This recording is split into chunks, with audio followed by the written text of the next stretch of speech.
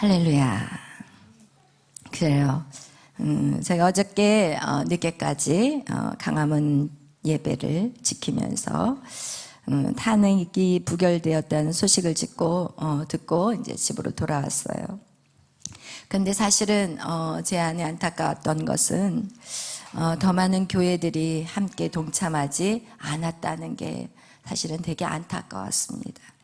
우리가 10월 27일 날 정말 많은 교회들이 연합이 되어서 강화문에 나와서 그들이 동성애 차별금지법을 반대했고 그렇게 열심히 외쳤는데 정작 그 차별금지법으로 몰고 가는 그런 어떤 정치, 잘못된 정치에 대해서는 그들이 입을 다물고 있다는 게 정말 안타까웠어요. 그리고 많은 교회 목사님들이 뭐라고 얘기하시냐면 예수를 믿는데 하나님은 능력이신 분이신데 기도하면 하나님이 다 이기게 하시는데 왜 시끄럽게 세상을 만드느냐, 이런 얘기들을 하고 있다는 거예요. 그러나 우리가 이 구원의 역사를 보면 여러분, 정말 우리가 기도만 해서 우리가 이 자유를 찾지 않았다는 거예요. 여러분, 에스더서를 보면 성경의 에스더서는 여러분 이 하만이 이 모르드그에 때문에 이스라엘 민족에 대한 것들을 알게 되고 그들을 이스라엘 민족을 다 죽여버리려고 모든 계획을 다 짰어요. 그리고 모르드게까지 그 목을 매달아서 죽이려고 높은 그 대를 쌓은 거예요. 그리고 나서 그렇게 이스라엘 모든 구원이 완전히 끝나버리려고 계획을 다 짰었을 때 어떻게 해요? 누가 나가요? 에스더가 나가요. 어떻게 나가요? 죽으면 죽으리라. 만약에 에스더가 행동하지 않고 골방에서 3일을 금식하고 끝냈다면 여러분 어떤 역사가 이루어졌을까요? 하나님은 또 그 누군가를 통해서 일하셨겠지만 에스더서는 더 이상 성경에 기록되어지지 못했을 거예요. 여러분, 우리가 구원의 역사를 보면은요, 반드시 움직여야 된다는 거예요. 여러분, 종교개혁, 여러분 마틴 루터가 그 종교개혁을 할 때도 여러분 그 로마의 국왕과 천주교의 그 신부, 여러분 그 엄청난 마치 종교가 우상이 되어버리고 하나님은 떠나버린 그곳에 말씀은 사라져버린 그 시대에 마틴 루터가 움직이지 않았다면 종교개혁은 일어나지 않았을 거예요. 역시 마찬가지예요. 그렇게 부흥을 일으켰고 다시 말씀으로 돌아가자는 그런 개혁이 일어났고 그리고 나서 다시 말씀으로 돌아갔을 때 또다시 인간에게는 또 타락이 들어가고 결국은 그 타락으로 말미암아 청교도의 폐기명이 되는 그들이 또 어떻게 해요? 자유의 땅을 찾아가 다시 구원의 그 강줄기를 끌고 가는 거예요. 여러분, 이렇게 행동하지 않는 신앙은요 죽은 거예요. 여러분, 절대 우리가 잘 알아야 돼요. 여러분이 행동하지 않는 거 죽은 거라니까요. 우리가 로마서를 사도 바울은 믿음이 없는 것에 대해서 말하고 있지만 그래서 그 믿음만이 구원이라고 말하기 때문에 야고보서를 우습게 여겼어요. 그러나 여러분, 믿음 있는 사람은 반드시 움직이게 돼 있어요. 왜냐하면 움직이는 거는요 죽으면 죽으리라는 각오가 없이는 못해요. 여러분, 광화문의 그 추운 날씨에 그 늦게까지 누가 거기서 그렇게 벌벌 떨면서 나라를 위해서 지키겠다고 누가 하겠냐고요. 골방에서 기도하는 게 쉽겠어요? 나가서 두려움과 싸우는 게 쉽겠어요? 우리 선화자매가 이런 얘기를 했어요. 저한테 한 건 아니고 저는 이렇게 사람들이 하는 얘기가 막 들려. 그냥 가만히 목양실에 있어도 다 밖에서 하는 얘기가 중요한 얘기는 탁탁 하나님 듣게 하시는데 윤석열 탄핵 들어가고 윤석열 대통령 막 계엄령 선포하고 탄핵 들어가니까 우리 선화자매가 밖에 나가서 전도를 하는데 오늘 맞아 죽는 거 아닐까. 여러분, 이해돼요. 왜냐하면 이 노원구는 완전히 좌파거든요. 그러니까 맞아 죽을 거 생각들이 들어오는 게 맞는 거예요. 그러나 어떻게 했어요? 나가서 전도했어요. 여러분, 이런 용기가 결국은 구원의 역사의 한 줄기예요. 여러분이 비록은 이 성경에 기록되어 있지는 않지만 하나님의 생명의 책에 우리의 선아가, 할렐루야, 선아라는 딸아이가 죽음은 죽으리라 전도했다는 기록이 성경에 기록되는 거예요. 할렐루야. 여러분의 신앙생활은 어떤가요? 여러분, 성경은 말해요. 너희가 앉고 싶으면 눕고 싶고 눕고 싶으면 자고 싶고, 이것이 우리의 인간을 가진 육신의 연약함이라는 거예요. 그러나 우리가 믿음을 계속해서 우리의 성장한다는 것을 어떻게 알 수가 있냐면 그 말씀들이 행동으로 나타나는 거예요. 아멘. 여러분, 이거와 같이 여러분, 우리가 이렇게 믿음의 기업을 결국은 이렇게 강화문에서, 제가 무엇을 어저께는 생각을 했냐면, 강화문 집회에 가면 별별 사람들이 다 있어요. 막 할머니들, 할아버지들, 그리고 막 요상하신 분도 많아요. 이상한 옷을 입고. 그러면 이제 저 같은 경우는 굉장히 이제 좀 괴로워요. 왜냐하면 저는 굉장히 이성적이기 때문에 막 이상한 옷을 입고 막 여기에다가 태극기를 막 붙인 모자를 쓰고 다니시고, 그러면 이게 너무 제가 그게 그냥 좀 보기는 하지만, 그래도 이 강화문 집회에 많은 사람이 할 수만 있다면 더 많은 사람이 나와야 되기 때문에 그런 사람들도 우리는 다 받아들여야 되는데, 어떨 때는 이 이성적인 사고가 그거에 대한 판단이 나올 때가 있어요. 왜 싸울까? 왜 와서 강화문에서 예배하는데 왜 싸울까? 이 새끼 저 새끼 막 하면서 싸우는 걸 보면은 제가 너무 이제 마음이 안타까운 거예요. 왜냐하면 지나가는 행인들도 있을 텐데 막 싸우고 욕하고 있는 그 강화문 사람들을 보고 전체라고 생각할 수가 있잖아요.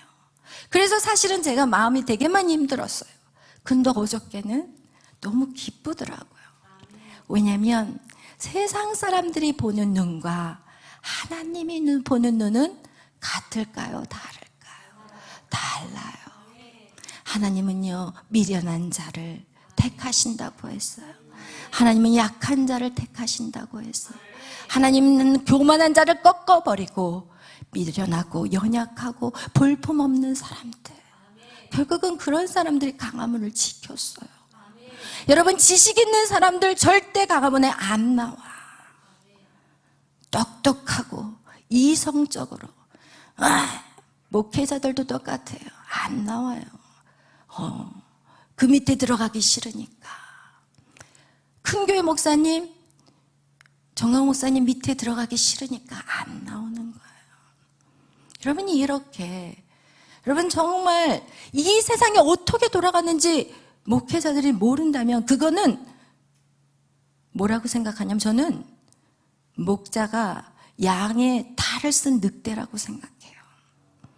여러분, 지금 정부가 어떤 식으로 방향을 바꾸냐. 지금 더불어민주당 이런 얘기를 하면 이제 저 잡혀갈 수 있다고 어떤 분이 저한테 문자를 보냈어요. 목사님, 설계할 때 너무 막 과하게 말하지 말아달라고 저한테 몸을 지키시라고 막 이렇게 문자가 왔는데, 여러분, 우리가 바로 알지 않으면 우리가 하루를 살아도 같은 죄악 속으로 들어가게 되는 거예요. 여러분, 문재인 정부 때 어떻게 했어요? 교회를 탄압했잖아요. 코로나, 똑같이 다 코로나가 걸렸는데 교회만 문을 못 열게 했어요. 백화점 문 열고 전철 막 다니고 다 했어요. 가게 코로나 걸렸을 때요, 그냥 거기서 소독 한 번 하고 바로 영업 들어갔어요. 그러나 교회는 어떻게 하냐고요. 교회는요, 새고랑이로 밖에다가 아예 걸어서 못 들어가게, 아무도 못 들어가게 문을 다 막아버렸다니까요. 그리고 거기 들어가면 어떻게 돼요? 경찰들이 와서 잡아가게 만들어버렸어요. 이게 종교의 탄압인데, 그런 정부가 이제는 새로운 대통령이 뽑혔는데 대통령이 힘이 없어요. 국회의원 수가 더불어민주당이 더 많으니까 대통령은 아무런 허수아비인 거예요 지금. 근데 그거를 갖다가 계엄령을 선포했다고 그냥 반란을 했대요. 이게 말이 됩니까? 말도 안 되는 소리를 계속해서 방송을 떠들어대고 있고, 그리고 믿는 사람들이 그걸 보고 맞다고 박수치고 있어요. 이런 세상에 우리는 살고 있다니까요. 눈은 떠 있지만 떠 있는 눈이 아니에요. 귀는 듣고 있지만 이게 열려 있는 귀가 아니라니까요. 귀도 눈도 다 막혀 있는 그런 그리스도인들이 살아가고 있다는 거예요. 오늘 여러분하고 말씀을 나누려고 하는 것이 바로 이런 내용에 대한 말씀이에요. 하나님이 우리를 양육해가는 이스라엘의 양육일지를 여러분이 대하면서 오늘 이스라엘의 양육일지, 이 제목을 가지고 여러분하고 계속 말씀을 나누려고 합니다. 여러분, 자녀가 태어나서 돌보는 사람이 없다면 그 자녀는 어떻게 할까요? 죽어요. 그 자녀, 우리 설이가 태어났는데, 설이야 네가 알아서 다 우유도 먹고 기저귀도 갈고 너 알아서 다 해 라고 우리 다은 자매가 그냥 놔둬버리면 설이는 어떻게 할까요? 죽어요. 여러분, 이 아이는 죽을 수밖에 없어요. 인간은요, 하나님이요, 무엇으로 창조하셨냐면 우리에게 영과 혼과 육으로, 몸으로, 이것이 인간의 뭐예요? 구성 요소예요.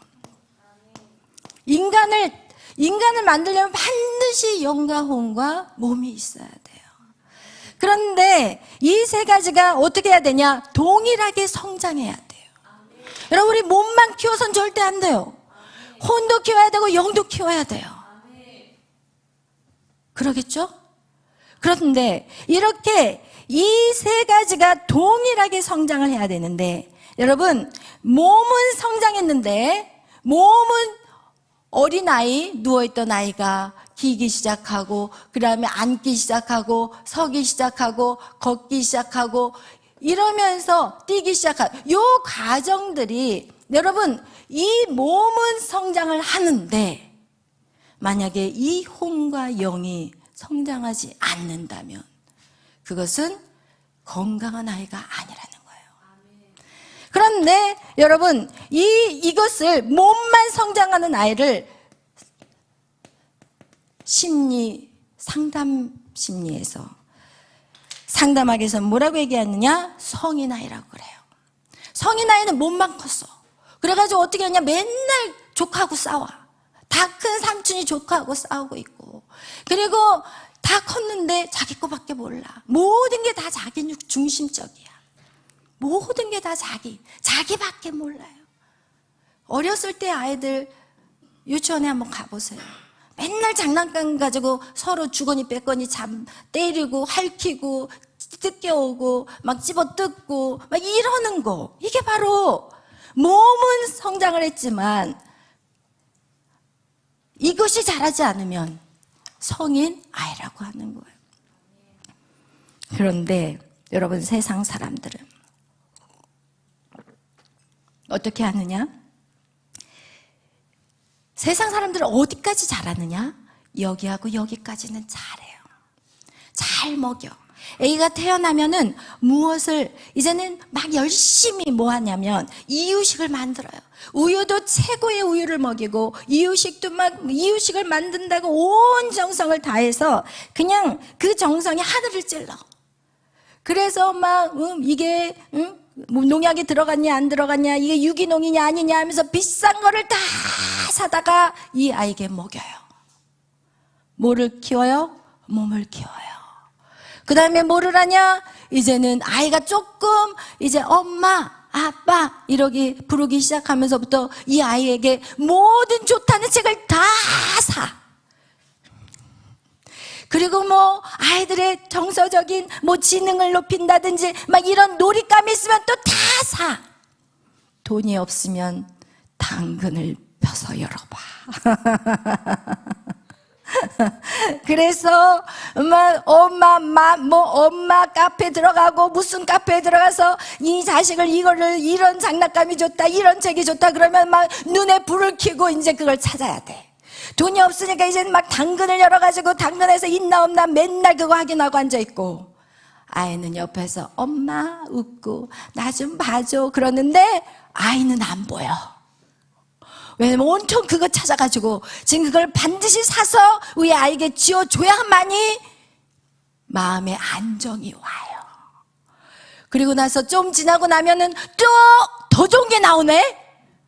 아니 그 장난감을 갖다가 줬는데 그 다음에 이거 또 더 좋은 놀이감이 나와. 그럼 이제 그거 보고 찾느라고 이제는 왜 안 나오나 언제 안 나오나 알림 설정까지 해놓고 기다려. 그리고 결국은 사요. 그런데 거기에만 정신이 없는 거예요. 그 아이를 양육하는 데는 관심이 없는 거예요. 그리고 아이들의 책을 사다가 놓고는 막 줄줄이 다 읽어라, 이거 읽어라, 저거 읽어라 막 하면서 옆에서 자기는 TV 보고 앉아있으면서 자기는 인터넷 계속 동영상 쳐다보면서 그리고 나서 아이한테 야 읽어요, 너 뭐해, 그거 하고 있지, 너 지금 뭐 하고 있어 이러면서 불안하게 아이를 조여짜고 있는 거. 이것이 바로 세상 사람들, 아니 예수를 믿는 여러분의 모습 속에도 반드시 이것이 있을 것입니다. 여러분이 이렇게 아이들에게 진짜와 중요한 게 뭔지 모르면서, 왜? 본인도 몰라요. 열심히 아이들에게 책을 읽으라고 하는데 성경의 잠언서 12장 12절에는 여러분 많은 책들이 우리를 피곤하게 만든대요. 여러분 인생에서 가장 최고의 책이 뭔지 아세요? 성경책이에요. 하버드 대학의 최초의 하버드 장이 하신 말씀이 이 도서관에 있는 모든 책을 하나도 안 읽어도 성경 하나만 읽어도 된다고 그렇게 가르쳤어요. 여러분 그거와 같이요, 이 성경이라는 건 우리에게는 너무나도 중요한데 우리의 이 혼적인 것들을 세상의 지식으로 그리고 세상에 사람들이 말하는 대로 정신이 하나도 없어. 그 엄마들이 얘기하는 그 말에 정신이 하나도 없이 그냥 뒤집어지는 거예요. 하나님의 말씀을 좀 그렇게 들었다면 여러분 최고의 자녀를 키워냈을 거예요. 그러나 여러분이 그동안 자녀들을 어떻게 키워왔나요?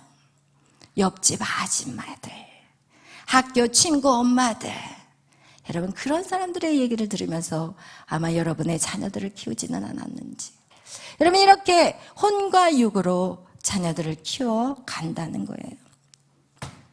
그러나 여러분 아이들에게 필요한 것은요, 엄마의 따뜻한 눈빛이에요. 따뜻한 가슴이에요. 그리고 칭찬과 격려예요.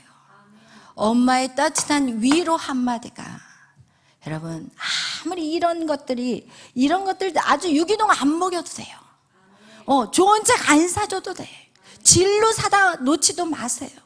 여러분 부모의 그 따뜻한 가정, 엄마 아빠가 행복하게 사는 그 모습, 이것이 최고의 교육이라는 거예요.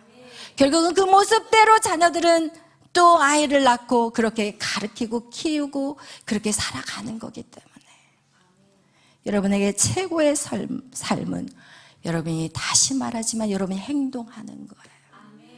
여러분이 그렇게 말씀으로 살아내는 거예요. 할렐루야, 아멘. 여러분 그래서 이렇게 우리가 더 나아가서 이렇게 할 수 있는 것은 영적인 것을 키워가야 되는 거예요. 영적인 거. 왜? 영적인 것들을 키워야만이 여러분 나머지 모든 것들이 해결될 수가 있어요.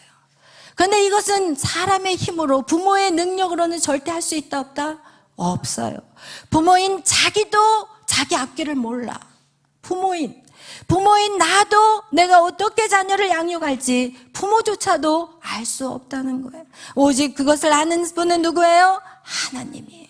하나님만이 모든 양육 방법을 알 수 있다는 거예요.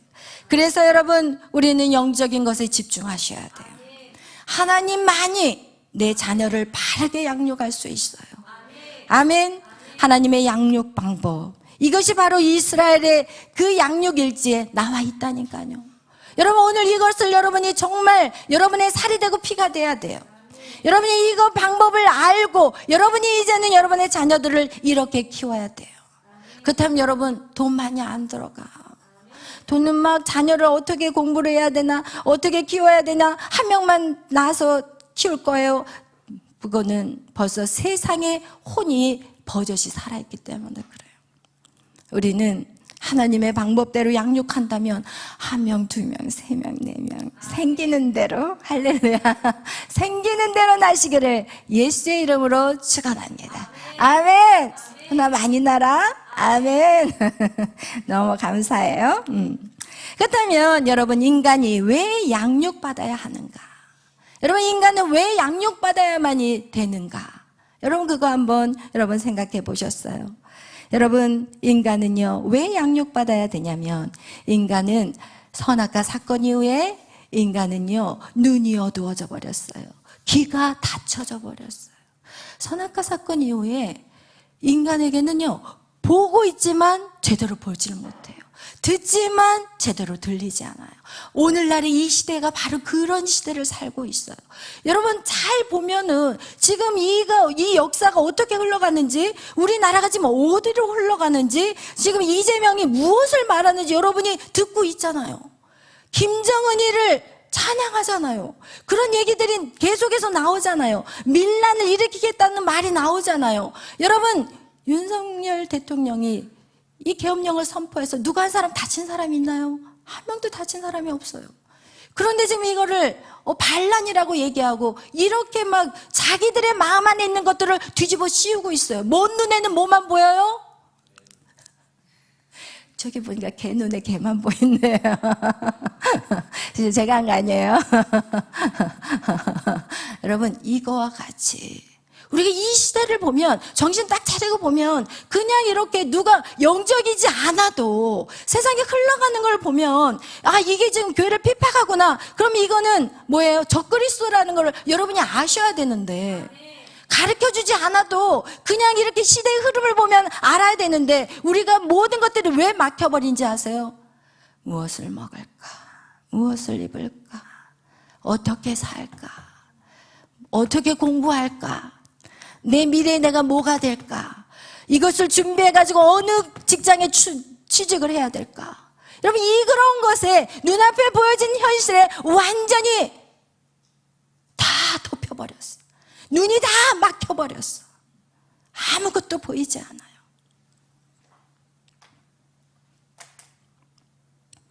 그래서 마태복음 13장에 말씀하고 있어요.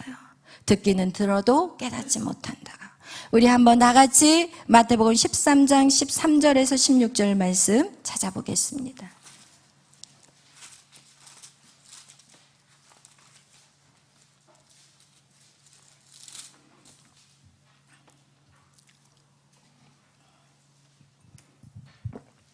우리 마태복음 13장 13절부터 우리 16절 함께 합독합니다. 그러므로 내가 그들에게 비유로 말하는 것은 그들이 보아도 보지 못하며 들어도 듣지 못하며 깨닫지 못함이니라. 이사야의 예언이 그들에게 이루어졌으니 일렀으되 너희가 듣기는 들어도 깨닫지 못할 것이요 보기는 보아도 알지 못하리라. 이 백성들의 마음이 완악하여져서 그 귀는 듣기에 둔하고 눈은 감았으니 이는 눈으로 보고 귀로 듣고 마음으로 깨달아 돌이켜 내게 고침을 받을까 두려워함이라 하였느니라. 그러나 너희 눈은 봄으로 너희 귀는 들음으로 복이 있도다. 아멘. 할렐루야. 여러분, 이제는 영적인 눈이 열려야만이 이게 여러분에게 진짜 복이 되는 거예요. 할렐루야. 여러분, 지금 이 성경이 우리에게 말씀하는 것 같이 우리의 마음이 어떻게 됐어요? 완악해졌어요. 우리 로마서 1장 28절 다 같이 찾아보겠어요? 로마서는 바로 그 뒤로 넘어가시면 돼요. 로마서 1장 28절 말씀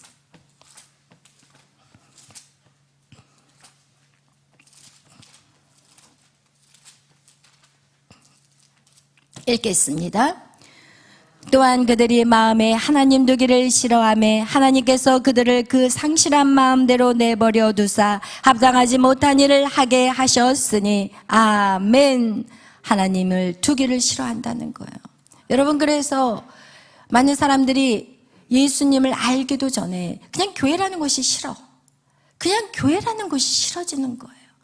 하나님이 누군지도 모르는데 다른 종교들은 다 섭렵을 하는데 교회만 가기가 싫은 거야.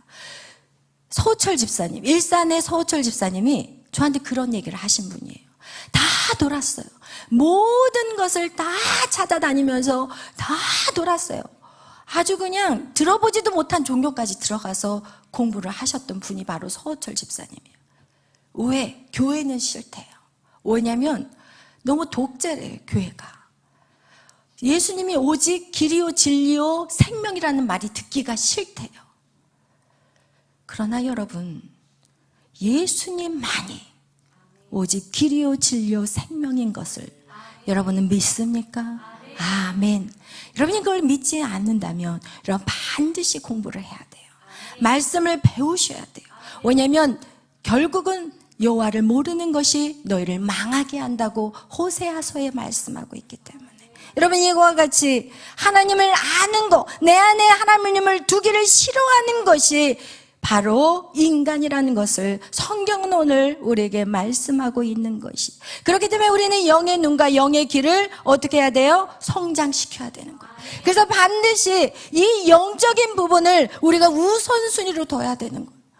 여러분 안에 영적인 성장을 위해서 여러분 부단히 노력하셔야 되는 거예요. 이것이 성장될 때 우리의 귀가 열리고 눈이 열리기 시작하고 내 마음 안에 있는 것들에 이제 내 마음이 바뀌게 되므로 이제는 어떤 일을 하고 싶은 동기가 생기는 거예요.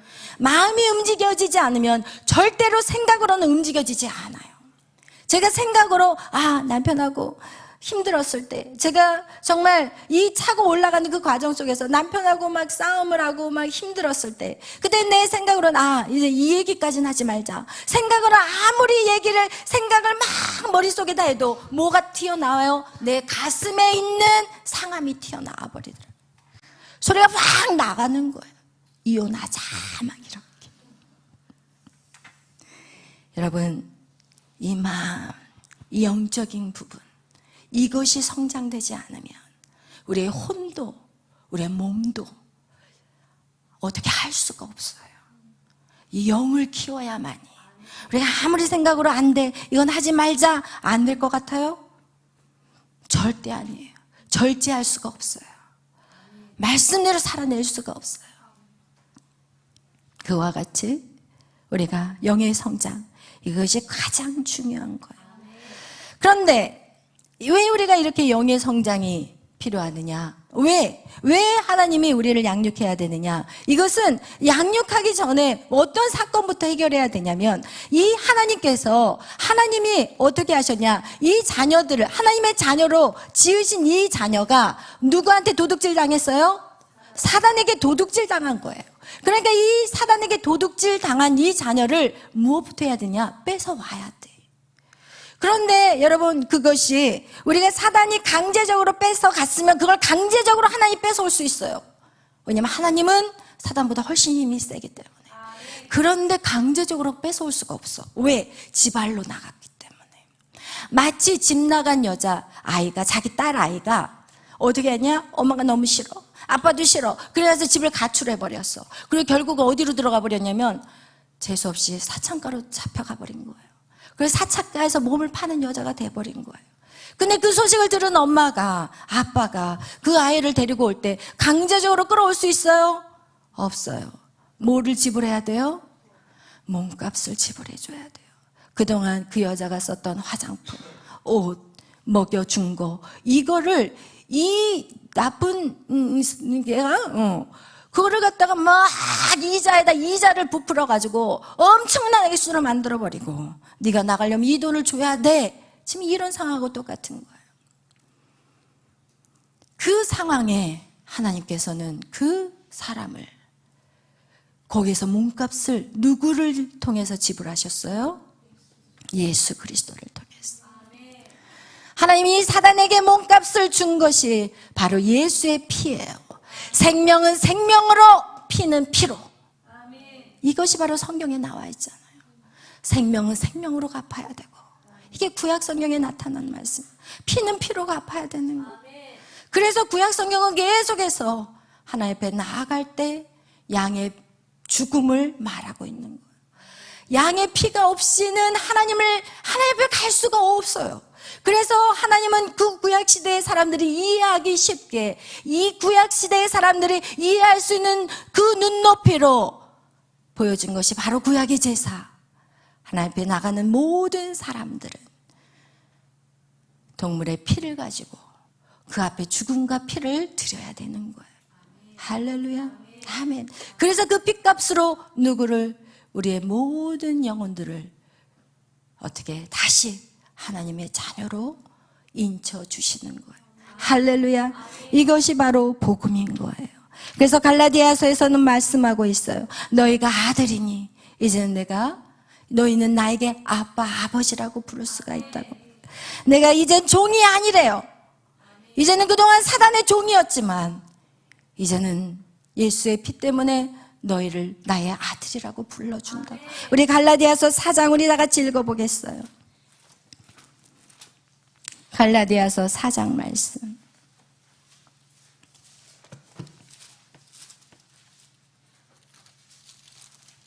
6절에서 7절 말씀.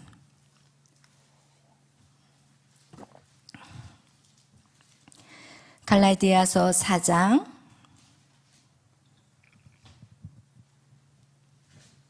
다 찾으셨어요?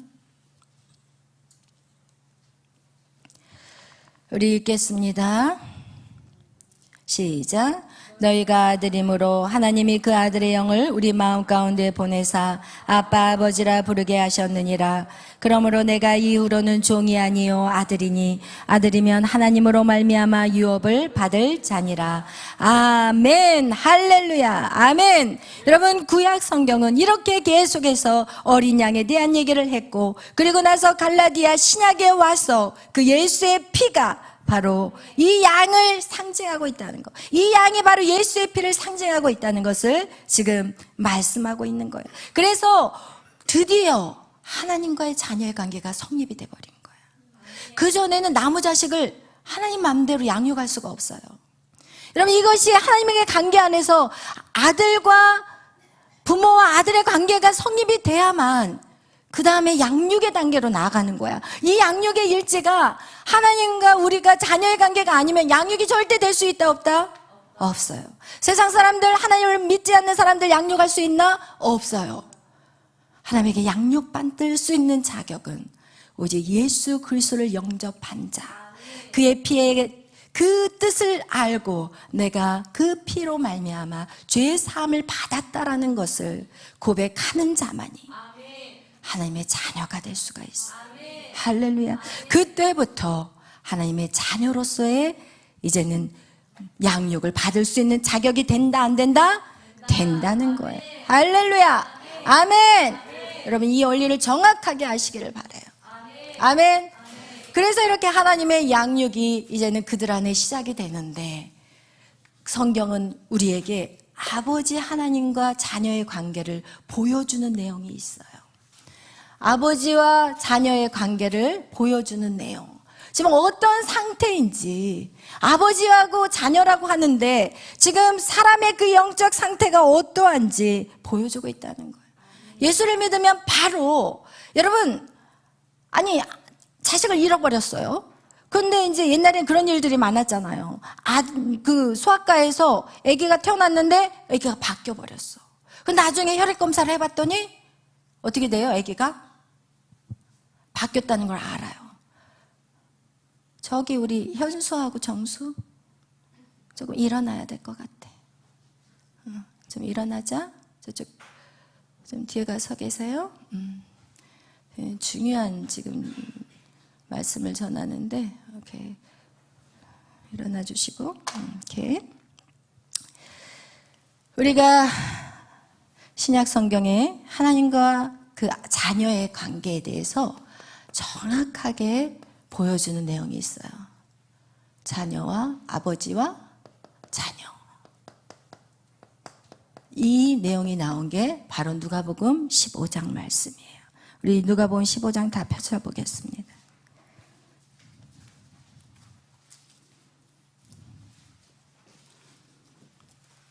여러분, 누가복음 15장은 우리가 너무나도 잘 아는 탕자의 비유에 대한 말씀이에요. 잃은 아들을 되찾은 아버지의 비유라고 성경에 나와 있어요. 우리 누가복음 15장에 우리 한번 읽어보는데 어디를 읽어보냐면 11절부터 우리 한번 읽어보겠어요. 쭉 시작. 또 이르시되 어떤 사람에게 두 아들이 있는데 그 둘째가 아버지에게 말하되 아버지여 재산 중에서 내게 돌아올 분깃을 내게 주소서 하는지라.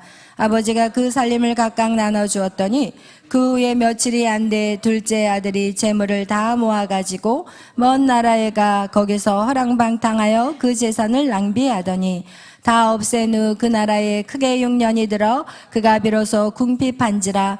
가서 그 나라 백성 중 한 사람에게 붙여 사니 그가 그를 둘로 보내어 돼지를 치게 하였는데 그가 돼지 먹는 쥐엄 열매를 배를 채우고자 하되 주는 자가 없는지라. 이에 스스로 돌이켜 이르되 내 아버지에게는 양식이 풍족한 품꾼이 얼마나 많은가. 나는 여기서 주려 죽는구나. 내가 일어나 아버지께 가서 이르기를 아버지 내가 하늘과 아버지께 죄를 지었사오니 지금부터는 아버지의 아들이라 일컬음을 감당하지 못하겠나이다.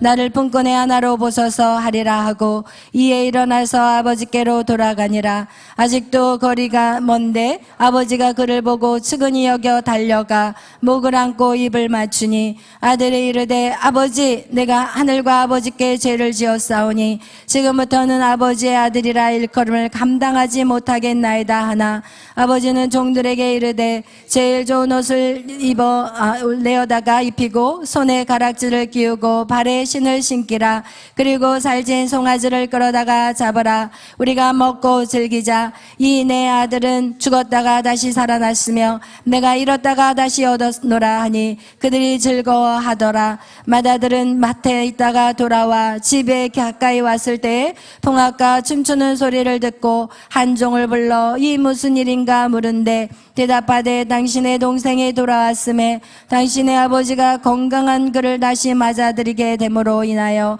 살찐 송아지를 잡았나이다 하니 그가 노하여 들어가고자 하지 아니하거늘 아버지가 나와서 권하되 아버지께 대답하여 이르되 내가 여러의 아버지를 섬겨 명을 어기었거늘 내게는 어김이 없었거늘 내게는 염소 새끼라도 주어 나와 내 벗으로 즐기게 하신 일이 없더니 아버지의 살림을 창녀들과 함께 삼켜버린 이 아들이 돌아오매 이를 위하여 살찐 송아지를 잡으셨나이다. 아버지가 이르되 예 너는 항상 나와 함께 있으니 내 것이 다 내 것이로되 이 내 동생은 죽었다가 살아났으며 내가 잃었다가 얻었기로 우리가 즐거워하고 기뻐하는 것이 마땅하니라. 아멘 아멘. 여러분 오늘 읽었던 내용을 정리하면 아버지에게 두 아들이 있었어요.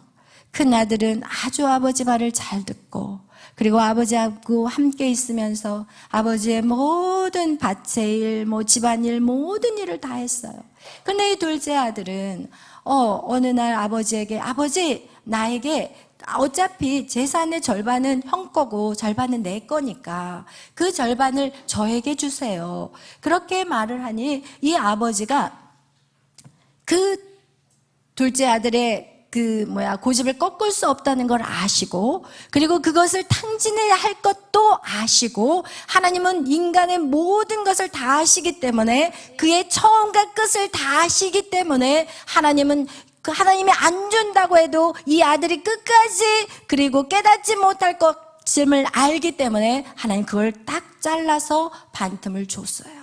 그리고 그 둘째 아들은 가지고 나갔고 그리고 그것을 갖고 있을 때는 사람들이 알랑방구를 끼면서 그렇게 대우를 하다가 그걸 다 잃어버리니까 완전 거지가 돼서 남의 집에 종으로 들어가서 돼지를 치는데 쥐엄 열매, 돼지가 먹는 쥐엄 열매를 주워 먹는데 거기에서 그것 먹었다고 얻어 터지고 그리고 그날 밤에 울면서 기억하기를 내 아버지 집에는 내 아버지 집에서는 내가 대우가 달랐는데 내 아버지 집에서는 정말 행복했었는데 이러면서 다시 집으로 돌아왔고 아버지가 그를 맞이했고 그리고 그 돌아온 그 동생을 분노하며 나는 평생을 아버지를 위해서 헌신했는데 아버지 이게 뭐 하시는 겁니까? 라고 형이 지금 아버지에게 따지고 있을 때 아버지는 야, 너는 나하고 같이 있었고 내 것이 다 너 것인데 내가 왜 그것을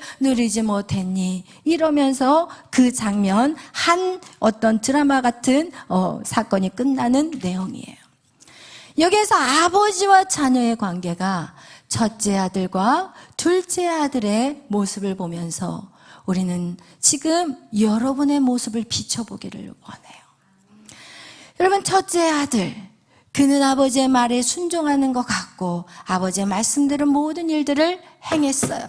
눈을 좀 뜨세요. 눈을 뜨면서 여기를 보셔야 돼요. 네, 할렐루야. 눈 감지 마세요. 왜냐면 말씀은 생명이에요. 여러분이 지금 생명의 양식을 먹고 있는데 어떤 부모가 밥 안 먹고 눈 감고 있으면 좋아하겠어요? 그건 부모 아니에요. 그거는요, 사생아를 키우는 거예요.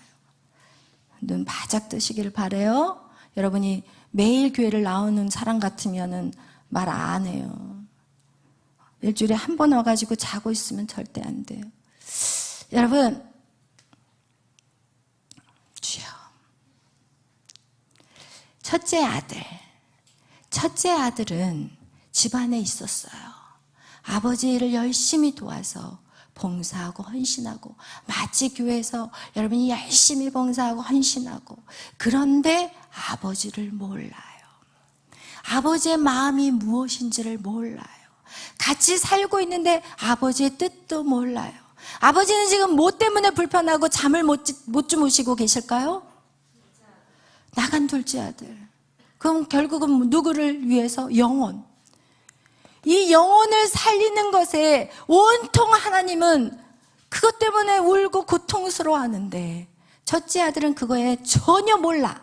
아버지의 마음은 전혀 몰라. 그리고 무슨 생각만 하냐면, 교회 와서 열심히 봉사하고 헌신하고, 내가 이렇게 열심히 하면 하나님이 나를 알아주겠지. 내가 열심히 하면 하나님 나를 인정해 주겠지. 열심히 하면 내 사업이 잘 되겠지. 열심히 하면 내가 공부하는 거 정말 만점 받겠지. 열심히 일하면, 열심히 또 하나님을 위해서 헌신하면, 이야, 좋은 직장 얻겠지. 이게 바로 첫째 아들이에요. 첫째 아들은 그 모든 열심과 그 모든 그 헌신과 봉사가 누구를 위한 거였어요? 자신을 위한 거예요.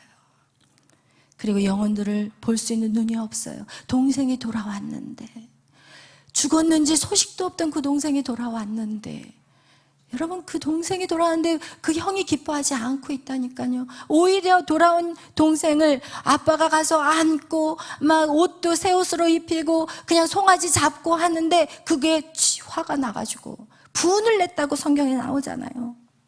28절에 그가 노하여 들어가고자 하지 않는데 그 잔치에 들어가고 싫다는 거야. 나 그 잔치 싫어요. 내가 왜 거기 들어가야 돼요? 이러면서 분노하면서 아버지에게 따지고 있는 거예요. 여러분, 이게 바로 우리의 신앙생활이 아닌가 물어보고 싶어요. 나만 은혜 받으면 되고, 내 가정만 잘 되면 되고, 아유 그래 내 문제만 해결되면 되고, 다른 사람은 볼 것 없고 나만 잘하면 되고, 아이고 내가 이거 봉사를 잘못해서 내 문제가 이렇게 생긴 거 아닐까, 내가 기도하지 못해서 이런 문제가 생긴 건 아닐까. 때에 따라 그런 일이 생길 수 있어요. 그러나 온통 자기 중심적인 신앙생활, 이게 바로 누구냐? 종교인이라고 말해요. 첫째 아들은요, 종교인이에요. 크리스찬이 아니라 종교인이에요. 천국 가기 위해서 예수 믿고, 하나님의 마음은 1도 몰라요. 내 가족이 예수를 믿든지 말든지. 여러분, 정말 여러분이 이 설교가 여러분을 탓하는 것이 아니라 저는 정확한 것을 여러분에게 전달해야 될 사명이에요. 여러분, 둘째 아들은 어떤 아들이었어요? 아버지 밑에서 모든 걸 다 먹고 살고 이러는데 뭐가 싫으냐? 내 머리에 아버지가 있는 게 싫은 거예요. 왜 내가 아빠 말대로 살아야 돼? 나도 내 거 한번 만들어 보겠어요. 왜 내가 아버지의 그 하인들이 아들이기 때문에 굽신거리고, 그리고 지금 쬐끄만 거사한테 그 나이 드신 하인들이 그 굽신거리고 섬기고 이럴 때 그거에 대해서 감사해야 되는데 속으로는 무슨 생각을 하냐? 나도 내 집을 좀 지어보겠다는 거예요.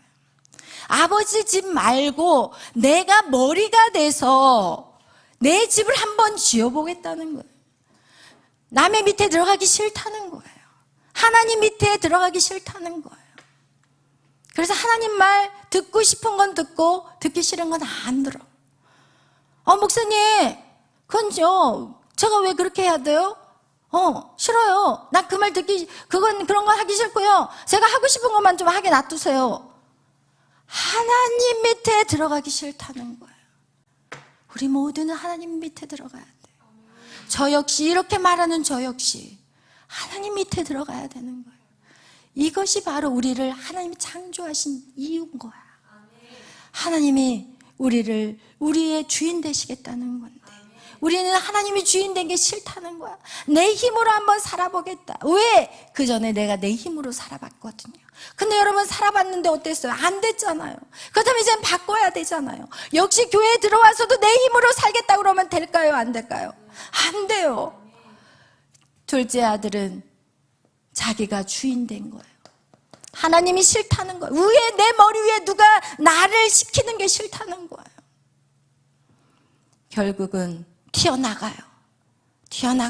나도 내 성을 한번 쌓아보겠다. 그래서요, 이게 바로 뭐예요? 바벨탑이에요. 바벨탑의 저주예요. 내 이름을 높이기 위해서. 여러분, 교회 안에서도 마찬가지예요. 조금 올라가고 믿음으로 올라가고 하다 보면요, 사단이 바로 이게 치고 들어와요. 야, 너 잘해. 너 찬양도 잘하고 말씀도 잘하고 이러면서 어떻게 어디로 가게 만들어요? 교만으로 달려가게 만들어요. 그리고 나면 이제 더 이상 누구의 소리도 듣기 싫은 거예요. 안 들으려고 해. 저희 누구예요? 일어나. 저기 은준이. 일어나. 은준이 일어나자. 알아서 졸리면 일어나세요. 이름 안 부르게. 여러분, 내 이름을 높이려고 하는 거예요. 주인 되려고 해요. 결국은 어떻게 돼요? 완전히 깨부셔가지고 이제는 쥐염 열매조차도 못 먹는 인생이 돼버리는 거예요. 여러분 신앙생활 할 때 어떤 모습인가요? 여러분의 이 삶이 반드시 해결돼야 돼요. 하나님이 이 두 가지를 깨기 위해서 우리를 양육해 가는 거예요. 그래서 그 양육하는 방법이 뭐예요? 물질에 어려움을 준다니까요. 여러분이 힘으로 한번 물질을 아무리 벌어보세요. 절대 벌리나 잡으려고 잡으면 더 물질이 도망가 버려요. 여러분, 건강, 여러분의 힘으로 한번 건강 지키기 위해서 막 등산하고 오르락내리락 다 해보세요. 무릎 관절 수술하셔야 돼. 여러분, 또 우리에게 오는 가정의 문제들, 그리고 우리에게 오는 모든 환경의 문제들, 그리고 악한 마귀 대적 사단, 이 사단은 계속해서 우리를 혼미하게 만들고 우리를 고통 가운데 두려움을 주고, 여러분, 우리 안에 두려움을 주고 미래에 대한 절망을 주고 꿈을 잃어버리게 하고 인생을 포기하고 싶어하고 결국은 자살하고 싶은 마음을 주고, 이 모든 것이, 여러분이 이게 하나님이 이 상황을 통해서 무엇하기를 원하시냐, 이 두 가지를 깨버리게 하기 위해서 우리에게 주신 거라는 거예요. 그 다음 여러분은 어떻게 할까요? 이 문제가 생겼을 때 여러분의 힘으로 나가면 나갈수록 인생은 꼬인다면 한 가지 방법밖에 없어요. 하나님께 돌아와라. 여호와께 돌아오자. 그는 찢으셨으나 다시 싸매 주신다는 거. 그는 나누셨지만 다시 붙여 주신다는 거. 여러분, 이분이 하나님이신 거예요. 여러분을 살리기 위해서 찢으셨고 여러분을 살리기 위해서 나누신 거예요. 그분이 여러분을 다시 어떻게 해요? 치유해 주신다는 거예요. 회복시켜 주신다는 거예요. 어떻게 할 때? 하나님께로 돌아올 때. 하나님 앞에 돌아오지 않으면 이건 절대로 회복될 수 없어요. 절대로 이길 수 없어요. 못 이겨. 못 이겨. 죽었다 깨어나도 못 이겨요. 그래서 우리가 신앙생활은 애굽에서 이스라엘 백성이 애굽을 떠나서 몸은 자유해졌어요. 몸은 자유해졌어요. 그런데 어때요? 광야를 다니면서, 광야를 걸으면서 그의 혼이 묶여있기 때문에, 그의 생각과 감정이 묶여있기 때문에 맨날 투덜대는 거야. 맨날 투덜대. 광야를 다니면서 뭐라 그래요? 맨날 하나님과 모세에게 불평해. 야, 물이 없잖아. 먹을 게 없잖아. 그리고 말이야, 고기도 없잖아. 물이 없으니까 하나님은 어떻게 해요? 반석을 쪼개요. 그리고 거기서 물이 쏟아나게 해요. 여러분, 먹을 게 없다고 하니까 하늘에서 뭐가 떨어져요? 만나가 떨어져요. 고기가 없다니까 하나님께서 어떻게 해요? 메추라기 때가 와가지고 그 진영에서 다 떨어져 죽어요. 어떤 하나님을 보여주기 위해서. 여러분이 믿는 하나님이 어떤 하나님인지를 보여주고 있는데 인간은 자기의 혼적인 생각들을 버리지를 못해요. 예수님 역시도 인간이 시험 당해야 될 걸 당하셨어요. 40일을 금식할 때 사단이 찾아와서, 야, 돌로 떡을 만들어. 예수님은 말씀하셨어요. 사람이 떡으로만 살지 않는다고. 여러분, 신앙생활은 뭐 하는 시간이냐면요, 여러분이 이전에 떡과 먹을 거를 신경 쓰며 살았다면 지금은요, 굶어 죽어도 하나님의 말씀대로 살려고 어떻게 해야 돼요? 죽을 똥 살 똥 싸워야 되는 거예요. 그럴 때 하늘에서 만나가 떨어지고. 여러분, 제가 여러분에게 항상 간증하잖아요. 저 물질 엄청난 어려움을 당했을 때 물질 쫓아다니며 살지 않았어요. 교회에 와서 살았어요. 그냥 교회 안에서 그냥 나가서 돈 벌 수 있는 능력이 있거든요. 저도 나가서 돈 벌면 한 달에 500, 600, 1000까지도 받을 수 있어요. 제가 미국에서 그렇게 받았으니까. 그러나 저는 제 사명이 그게 아니라는 걸 알기 때문에 딱 끊고, 그리고 나서 물질 때문에 엄청 고통당했어요. 관리비 내라고 문 두드리고, 교회는 불을 다 꺼버리고 관리비 안 된다고. 그런데 제가 한 거는요, 오직 예배였다니까요. 여러분이 이런 싸움이 여러분 안에 인생에 있어야 되는 거예요. 여러분이 지금 자꾸 세상의 방법대로, 여러분이 너무나도 하나님의 말씀을 듣는데 자꾸 세상의 방법으로만 살려고 그래요. 학생들, 공부하는 학생들, 여러분 뭐가 우선순위인지를 아셔야 돼요. 열심히 트럼펫을 불러도 하나님이 탁 쳐버리면 소리 안 나와. 왜냐면 제가 그런 걸 너무 많이 봤거든요. 서울대 피아노학과를 전공하신 분이 하나님이 딱 치니까 피아노에만 앉으면 악보가 안 보여.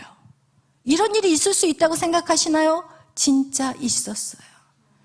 윤은희 전도사님이 피아노 서울대를 다니셨는데 피아노를 치려고 피아노에 딱 앉기만 하면 악보가 안 보이는 거야. 미쳐버리겠는 거야. 결국은 그 길을 스탑할 수밖에 없었어요. 그리고 전도사가 돼버리셨어요.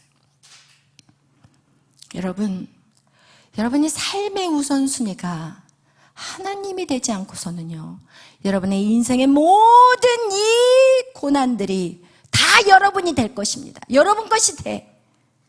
그렇기 때문에 저는 생명이 달려있기 때문에 대충 전할 수가 없어요.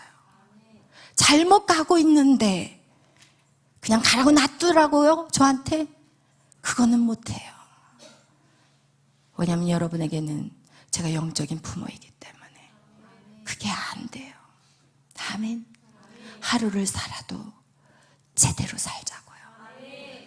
할렐루야. 시간이 많이 가가지고 계속 하고 싶죠. 주여, 오늘 정말 이스라엘의 양육일지 하나님이 여러분을 얼마나 사랑하시는지, 여러분이 그 사랑이 느껴지지 않는다면 예수 그리스도를 생각하세요. 하나님의 아들을 말 안 듣는 여러분을 위해서 죽이셨다는 그 사실만 기억해도 하나님의 사랑을 여러분은 가늠할 수 있을 것입니다. 오늘 이 시간 하나님의 그 말씀이 여러분의 심령 가운데 새겨지기를 예수의 이름으로 축원합니다. 기도하겠습니다. 사랑해 주님 감사합니다. 저희들을 사랑하시고 날마다 말씀으로 깨워주시고 성령께서 우리를 만져주시니 감사합니다. 이 시간 성령님 우리 가운데 임하여 주시옵소서. 하나님 말씀이 깨달아질 수 있도록 주여 그 말씀이 하나님 우리의 심령 안에 하나님 용솟 숨칠 수 있도록 주여 역사하여 주옵소서. 감사하며 예수님의 이름으로 기도하였습니다. 아멘. 우리 살아계신 주 찬양하겠습니다.